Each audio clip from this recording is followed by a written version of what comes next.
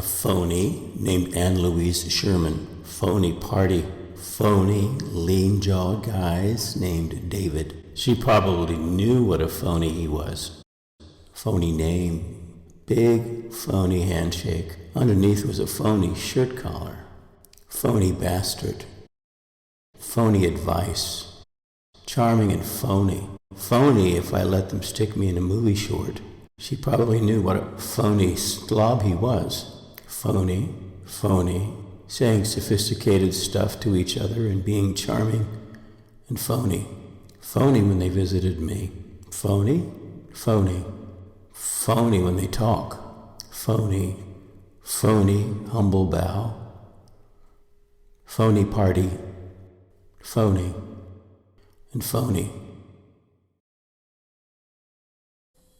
My name is Samantha Householder. Today's date is October 20th, 2023, and I am speaking with Jim Surkamp, who is from Shepherdstown, West Virginia. We are recording this interview for the Shepherd Speak StoryCorps project, a program under the Center for Appalachian Studies and Communities at Shepherd University in partnership with the National Storytelling Project.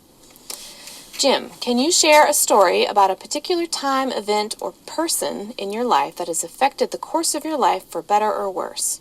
What were the details, ramifications, outcomes, and what are your feelings today about this event or time? It was the fall of 1964, and I'm in the lunchroom of I lived in Germany. My father was an Army officer, and we were like at the high school for all the Americans with parents in the Army, that we all, and it's lunchtime. My friend was Jeff Beaudry, who later worked for the PGA, and I was being really kind of, I had a ham side. You know, when you have more than one person, you start going to another type of person that maybe you regret later. But I was kind of really amping up like that. And Jeff looked at me and he said, "Jim, you're a phony." And I know myself well enough now that I'm 74. I am a trigger man. I am the most trigger person you can ever imagine, and so sensitive, artistic, and all that. I was running for class president also, but I won too. So let's get that out of the way. But he said that to me, and you got to understand, Samantha, that he was reading A Catcher in the Rye. And I did not know that until I put two cents together. Many years later, he was reading Holden Caulfield, and it was not an original, deeply felt thing. It was the thought of the moment for him. But for me, thank God I didn't know that. I went, oh my God, maybe he's right. You know what's false about me, and what's true? What's true and false in my soul? I mean, who am I? Man, I did the whole deep dive spontaneously, and Samantha, it carried me all the way through college. Oh, wow. And I was so deep, it was a spiritual changing, right? Because I took that completely, and don't forget, I got elected president, and I got elected president again, so it wasn't that I was crazy or anything, and I was running cross country, and eventually went to Colgate University, but this was my inner life, and it was so intense. It was sort of like experiencing a higher level. It's like I experienced a higher plane. And can you imagine the tension you have when you have a higher plane and you've got everyday work to do?